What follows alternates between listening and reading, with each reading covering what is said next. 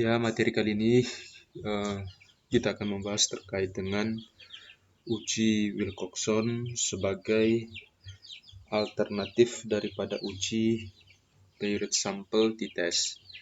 Nah, uji ini digunakan ketika data itu tidak berdistribusi normal. Sementara kan kalau uji paired itu kan datanya harus berdistribusi normal. Sementara kalau datanya tidak berdistribusi normal, maka kita pakainya uji Wilcoxon.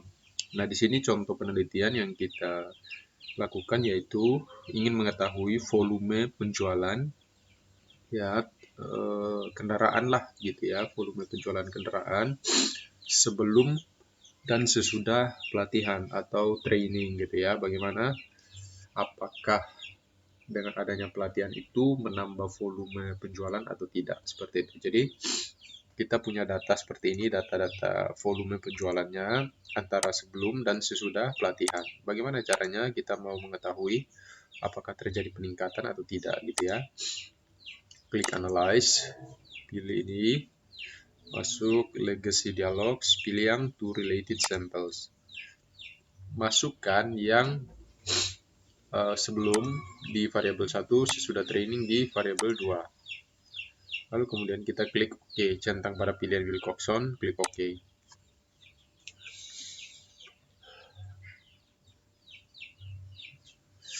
Nah, kita lihat di sini ada dua hasil atau dua tabel. Yang pertama tabel ranks dan tes statistik. Nah, pertama kita lihat di tabel ranks ya.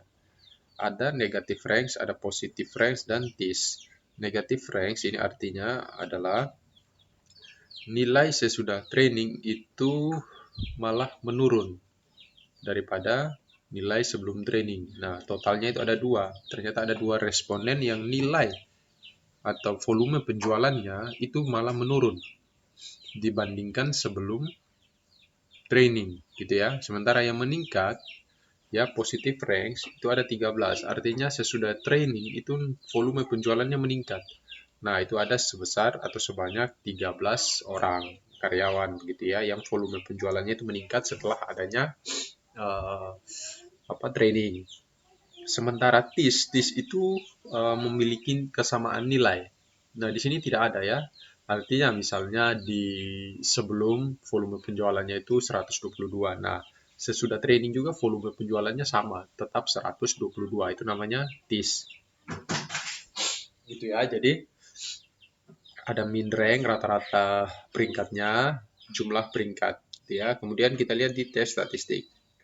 Di tes statistik lihat pada asymptotic significance to tail itu sebesar 0,002 ya, artinya ini sudah kurang dari 0,05 yang berarti bahwa terdapat perbedaan antara sebelum dan sesudah training ya, volume penjualannya itu berbeda ya.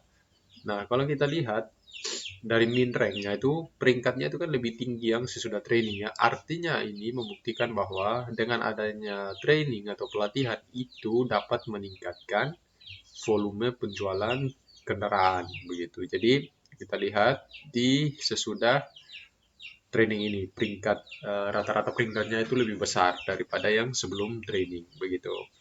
Itu ya. Jadi itu dia penjelasan singkat terkait dengan uji Wilcoxon menggunakan SPSS. Saya kira itu ya. Sekian dan terima kasih.